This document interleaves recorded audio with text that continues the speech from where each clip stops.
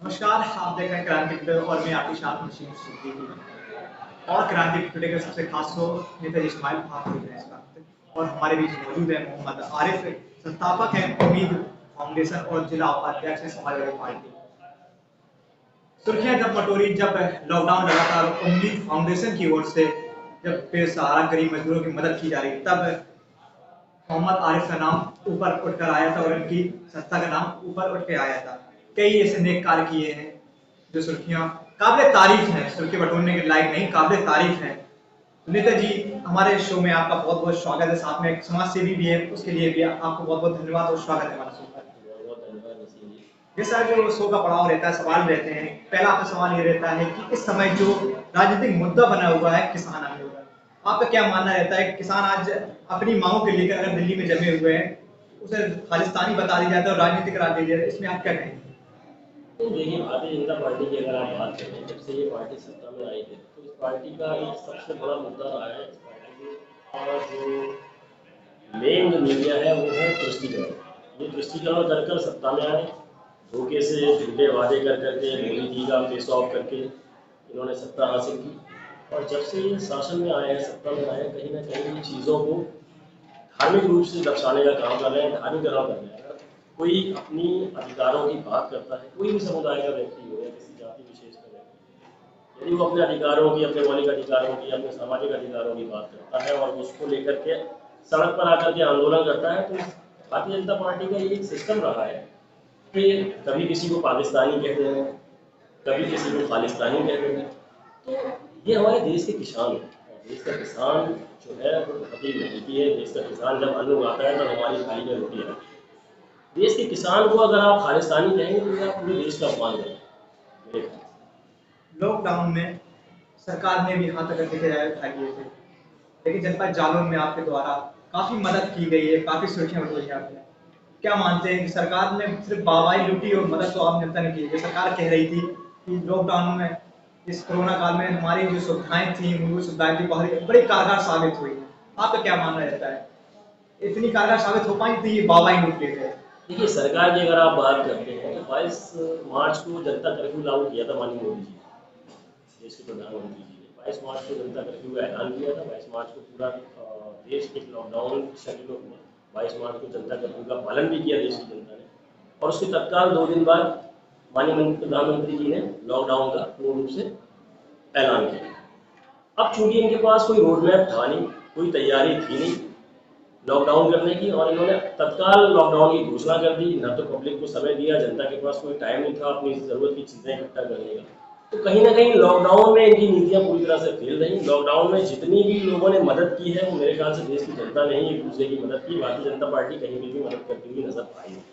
और संगठनों ने, हमारी समाजवादी पार्टी ने, समाजवादी पार्टी के कार्यकर्ताओं ने भी सामाजिक कार्य किए हैं, लोगों की बहुत मदद की है लॉकडाउन में। लेकिन भारतीय जनता पार्टी के न तो कार्यकर्ता, ना पदाधिकारी, ना खुद भारतीय जनता पार्टी का शीर्ष नेतृत्व कहीं मदद करता हुआ जनता को नजर आया नहीं। तो लॉकडाउन में मेरे ख्याल से इनकी नीतियां पूरी तरह से फेल रही और भारतीय जनता पार्टी कहीं जमीन पर दिखी नहीं। आपने राजनीतिक शुरुआत करी और एक नेता उभर कर बने, जनता ने पहचान बनाई। लेकिन आप भी, आपके जो जुड़ाव वाले लोग हैं, ये नहीं जानते किस तरह की राजनीतिक शुरुआत हुई थी और किन परिस्थितियों में आपकी राजनीतिक शुरुआत हुई, किन कठिनाइयों में संघर्ष रहा, उसके बाद आप एक नेता कहलाए।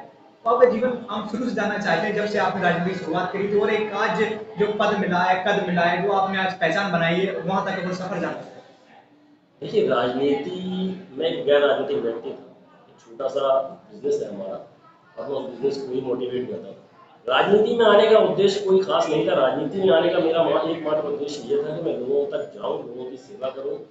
और जो मेन उद्देश्य था मेरा राजनीति में आने का वो था जनसेवा करना, लोगों की मदद करना, लोगों की बात को सुनना, उन तक मदद पहुंचाना, उनकी हर तरीके से मदद करना। तो राजनीति में आने का जो मेरा सिलसिला शुरू हुआ था वो 2015 में शुरू हुआ था। 2015 में मैंने पॉलिटिक्स की शुरुआत की, राजनीति की शुरुआत की। और उस वक्त मैं आपने लीडर हैं हमारे असदुद्दीन ओवैसी साहब, उनको आपने सुना होगा। तो मैं उनकी पार्टी से जिला अध्यक्ष बनकर आया 2015 1 सितंबर को मेरी राजनीतिक पारी की शुरुआत हुई। और मैं 4 साल MIM का जिला अध्यक्ष रहा हूँ। मैं 4 साल काम किया है। मैंने नगर पालिका का चुनाव भी लड़ा है 2017 का, अध्यक्ष पद का। उसमें मुझे लगभग 2000 वोट भी प्राप्त हुआ था। जनता ने बड़ा प्यार दिया, बड़ा सम्मान दिया। मैं उसके लिए बहुत आभारी हूँ नगर की जनता का। उसके बाद फिर 2015 में ही मैंने अपनी संस्था उम्मीद फाउंडेशन का गठन किया, क्योंकि मेरा जो मकसद था राजनीति करना तो था ही, राजनीति के साथ एक समाज सेवा के रूप में, एक समाज सेवी के रूप में मैं निखर कर आऊँ, क्योंकि मुझे रुचि ज़्यादा थी लोगों की मदद करने।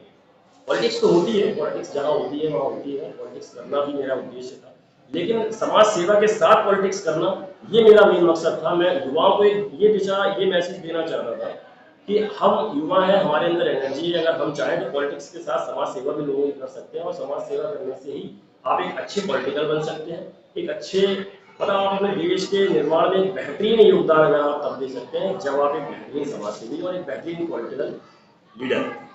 ये मेरा मानना है। आपने बताया 2015 में आपने राजनीति की शुरुआत करी और ओवैसी जी की पार्टी एआईएम से जिला अध्यक्ष बने। आज आप समाजवादी पार्टी में हैं।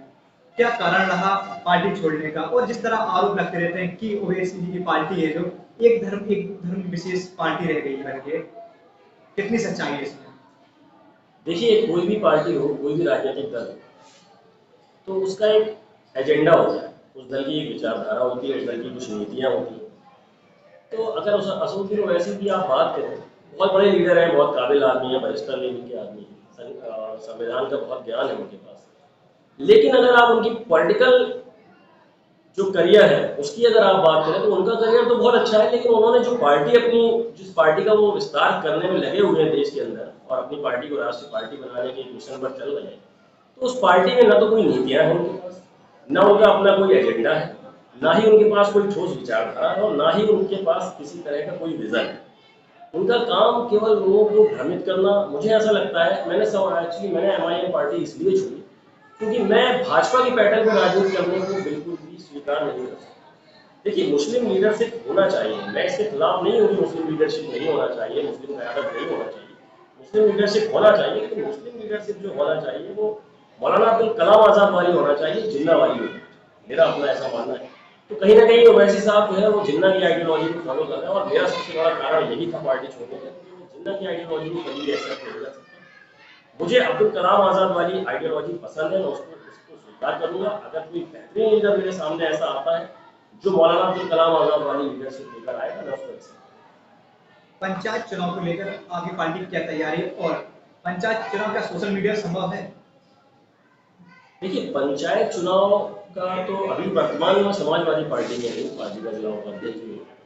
तो अगर आप समाजवादी पार्टी की बात करें तो समाजवादी पार्टी उत्तर प्रदेश के अंदर दूसरे नंबर पार्टी है आज की डेट। अगर आप देखें, भारतीय जनता पार्टी के बाद अगर कोई सबसे बड़ा दल है और भारतीय जनता पार्टी का डट के कोई सामना कर रहा है तो वो माननीय राष्ट्रीय अध्यक्ष जी श्री अखिलेश यादव जी और हमारी समाजवादी पार्टी कर रही है। आज अगर विपक्ष के रूप में सबसे अच्छा दायित्व अपनी पूरी जिम्मेदारी के साथ कोई निभा रहा है तो वो समाजवादी पार्टी। तो कहीं ना कहीं जिला पंचायती के चुनाव में हम लोग हर साल हिस्सा लेते हैं, इस साल भी हम लोग हिस्सा लेंगे और बहुत बड़ी कामयाबी पार्टी को मिलेगी। सोशल मीडिया से पंचायत चुनाव कितना संभव है? अगर देखा जाए, सोशल मीडिया से नेता बन सकते हैं, चुनाव जीत सकते हैं? देखिए, मेरा ऐसा मानना है, चूंकि मैं खुद भी एक जमीनी नेता हूं, सोशल मीडिया आपका प्रचार प्रसार करने का एक बहुत अच्छा साधन है। आप वहां से नाम बना सकते हैं, अपनी पहचान बना सकते हैं, लेकिन मेरा ऐसा मानना है कि अगर आप सही मायनों में अपनी पहचान बनाना चाहते हैं और लोगों का दिल जीतना चाहते हैं तो उसके लिए आपको जमीन पर उतरकर काम करना पड़ेगा। बिना काम किए आप जनता के कभी भी लोकप्रिय नहीं हो सकते हैं, आपको जमीन पर आकर काम करना पड़ेगा। पहला सवाल जो मेरा रहा था किसान आंदोलन से, भाजपा ने कह दिया कि विपक्ष जो पार्टियां हैं सिर्फ राजनीतिक रोटियां सेक रही है इस किसान आंदोलन से, आप किस तरह इसको नकारेंगे? देखिए, ऐसा है, भारतीय जनता पार्टी अगर ये बात कह रही है कि विपक्षी दल जो है वो अपनी राजनीति चमका रहे हैं किसानों की आड़ में, तो देखिए, आप विपक्ष को मौका क्यों दे रहे हैं राजनीति चमकाने का? आप किसानों की बात क्यों नहीं सुन रहे हैं? किसान आज लगभग 75 दिन से सर्दी में ठिठुर रहे हैं, लगभग 70-68 करीब किसान हमारे भाई शहीद हुए हैं उसमें, और सर्दी की वजह से, किसी और वजह से उनकी मृत्यु हुई है। तो कहीं ना कहीं आपको किसानों की बात सुनना चाहिए, वो हमारे देश के ही लोग हैं और किसान देश का एक बहुत बड़ा अभिन्न अंग है। तो आप देश की किसान की बात सुनिए और विपक्ष को मौका ही मत दीजिए राजनीति करने का। आप खुद मौका दे रहे हैं विपक्ष को राजनीति चमकाने का, तो आप किसानों की बात सुनिए। विपक्ष का काम है, वो तो आपको घेरेगा। भाई, आप किसान की बात नहीं सुनेंगे, विपक्ष भी किसान है, तो आप किसान की बात सुनिए। आप किसान के जो समाधान हो सकते हैं, जो काले कानून, 3 कृषि काले कानून आपने बनाए हैं, अगर किसान उसका विरोध कर रहे हैं तो आप उसको समाप्त कर दीजिए। और आपको, मुझे तो नहीं लगता कि आपको कानून समाप्त करने में, कानून खत्म करने में कोई नुकसान हो रहा है। अगर हो रहा है तो फिर इसका मतलब आप करना नहीं चाह रहे हैं। अब नुकसान आपका तो होगा नहीं, नुकसान होगा अडानी और अंबानी का, तो कहीं ना कहीं आप उनको आप कवरेज देने के लिए आप किसान को परेशान कर रहे हैं, देश की जनता को परेशान कर रहे हैं। तो ये मुद्दा मेरे ख्याल से किसानों का है और आपको किसानों की बात सुनना चाहिए, क्योंकि उसी किसान ने आपको सत्ता में बिठाया है जो आज आपके लिए आपके काले कानून के खिलाफ रोड पर बैठा है। आपके शब्द बड़े भारी हैं, भाषा बहुत अच्छी है।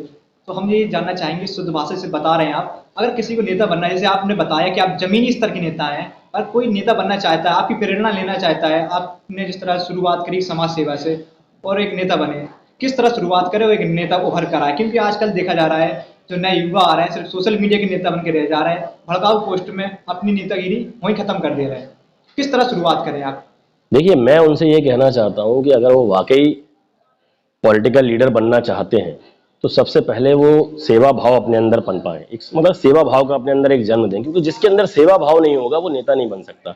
वो नेता बने जो देश के काम आए, देश निर्माण में काम आए। वो नेता न बने जो देश को तोड़ने का काम करें या देश का नुकसान करें। ऐसे नेता बने जिसमें आपका देश निर्माण में एक अहम योगदान हो, समाज निर्माण में एक अहम योगदान हो, समाज के जो वंचित वर्ग हैं, गरीब कमजोर वर्ग हैं, उनकी आप मदद करें, जमीन पर उतरें, उनसे जाकर मिलें, उनकी समस्याओं का समाधान कराएं, निराकरण कराएं, जिला स्तर पर कराएं, प्रदेश स्तर पर कराएं, देश स्तर पर कराएं। तो नेता बनने के लिए आप जमीन पर उतरें, लोगों की मदद करें, लोगों के काम आए।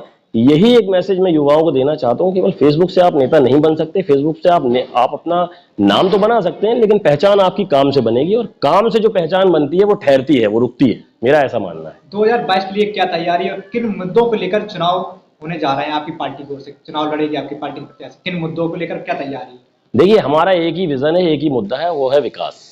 माननीय अखिलेश यादव जी के कार्यकाल में 2012 में जब मुख्यमंत्री की शपथ उन्होंने ली और 2017 तक का उनका कार्यकाल रहा है, आप उस कार्यकाल को उठाकर देखिए, उत्तर प्रदेश के इतिहास में अभी तक इतना जबरदस्त विकास किसी मुख्यमंत्री ने नहीं किया है जितना माननीय अखिलेश यादव जी के नेतृत्व में और 2012 से 2017 में हुआ है। तो हमारा एक ही विजन है और वह है विकास। हम विकास की बात करेंगे, विकास के ही मुद्दे पर हम चुनाव लड़ेंगे। हम बिल्कुल भी चुनाव में किसी भी तरह का धार्मिक गतिरोध पैदा नहीं करेंगे और ना ही होने। आज हमारे बीच मौजूद है आरिफ खान। बहुत ही खुले शब्दों में, स्पष्ट रूप में जो आज उन्होंने अपने जीवन परिचय के साथ जो राजनीतिक विश्लेषण किया है, काबिल तारीफ है। अभी तक का सबसे देखा जाए खास तो नेताजी इस्माइल में सबसे अच्छे बोलने वाले जो नेता रहे हैं। तो बने रहिए हमारे साथ और देखते रहिए सबसे खास तो नेताजी इस्माइल।